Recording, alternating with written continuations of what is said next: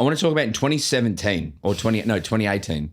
I went to Perth for the prelim between the D's and the Eagles, and I got the early flight. And the night before, I was going to bed watching Fox Footy on the telly, and I fell asleep watching. It was like 11 o'clock at night, and I knew I had to get up. I had to get up at like 5 a.m. And you were doing a whatever the game the night before. It must have been Richmond, Collingwood, and Collingwood were through to the grand final. At the G. Right. And then I was like 11 o'clock and you were still on telly, and I went to bed, woke up at 5, went to the airport, got on the plane, and you're on the plane. and I was like, I'm not gonna talk to him because that's enough shit. That's enough stuff. But then I went, I'm gonna do it. The nuff overrode me. Yeah. So then you were just sitting there. It was up the front. 1A. It was up the front of the plane. It was you and Sarah Jones, I think maybe. And I went, you were on the telly when I was going to sleep.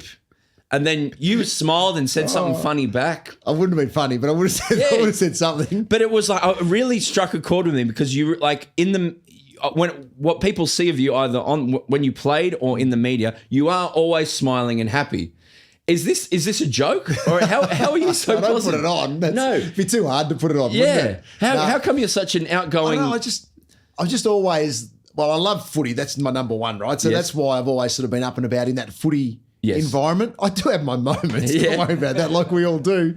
But I think I've just had a positive outlook on everything that I've done. Maybe I was brought up a little bit that way, a little bit of my own, and I just embrace everything. And everyone's equal in my eyes. We're all there to make a difference somehow and do our thing and have our journey in life. So just embrace everybody because some people are avid football people, some aren't, but they're still up for a chat. It's good. Do you, when you say you were raised that way, did your parents sort of instill that in you reckon? A little bit. It was probably more just my natural way of who I am as a person. Right. But I've always sort of had that. I've been a bit of an Energizer bunny my whole life. You know what I mean? I didn't need to sort of drink any Red Bulls or do anything like that to get myself up and going. It's just the way that I've always been. So you came through the Western Jets, yes? Yes, correct. And what year were you drafted? Like what you mightn't have been born. No. So I was drafted in November 93. Yeah. So a while ago now. But it was the start of when the draft started to become serious. Yeah. So I was invited to the draft, didn't want to go, didn't think I was good enough to be drafted. My conversation with the Bulldogs was the night before the draft, and I got a phone call from Mark Kleiman, and he said, if you're around, do you want to come to the Dogs? I'm like, bloody oath I do. This on the landline as well.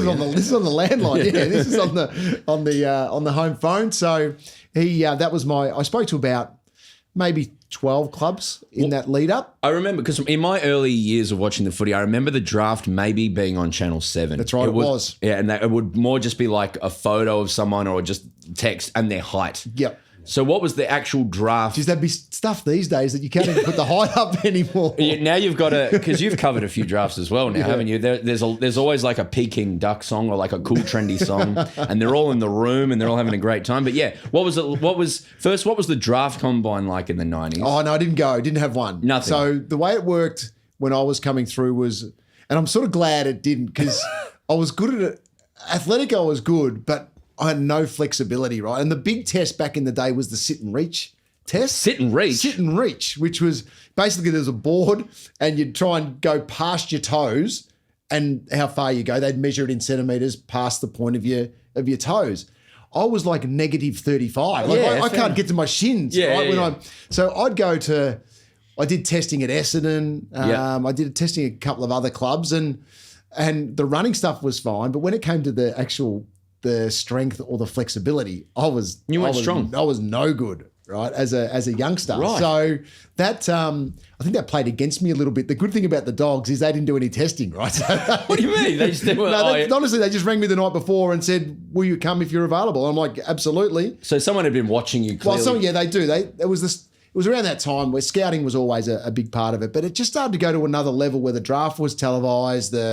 The seriousness around clubs speaking to you was at a different juncture because the under-18 competition changed that a lot. And it was only the second year of the under-18 competition. So it was new to everybody in terms of how they were going to assess the guys coming through, plus work on their recruitment strategies that are different today, because now there's draft combines and they can, look at you, interview you, clubs talk to you, coaches, the whole lot. They talk to family and school and do the whole thing. Did you go for the Dogs growing up? I did. Did you really? which is great. So I was sort of lucky. Although my mum was sort of not really support anyone. My dad was Essendon, and so I grew up watching Essendon Hawthorn grand finals in the 80s, and then from there the rest of my family were all Bulldogs. So Williamstown actually in the VFA was probably my number one team. You're a Seagull. I would love them.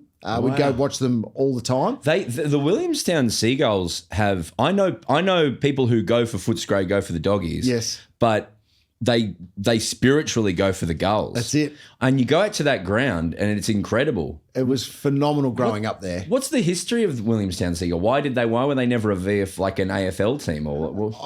It's just I suppose it's the nature of the way that it went. The VFA competition was strong when we were growing up. It was the VFL, which was top tier, and then second tier was the VFA, and crowds were big. Every time you go watch a home game at Williamstown, it was packed, it was pumping. So I love that. That was good fun. And there's like the wind. It's like wind. It was a howling, always one way. Yeah. And you'd see sometimes they'd kick into the wind and the ball would be nearly blowing back over their heads. But it was a great place to sort of go and watch local footy, and even the guys that we used to watch back in the day, they were stars in my eyes. Then I'd go watch the Bulldogs at the Whitten Oval with my cousins, and sneak into the cheer squad, and we had a bit of fun doing it.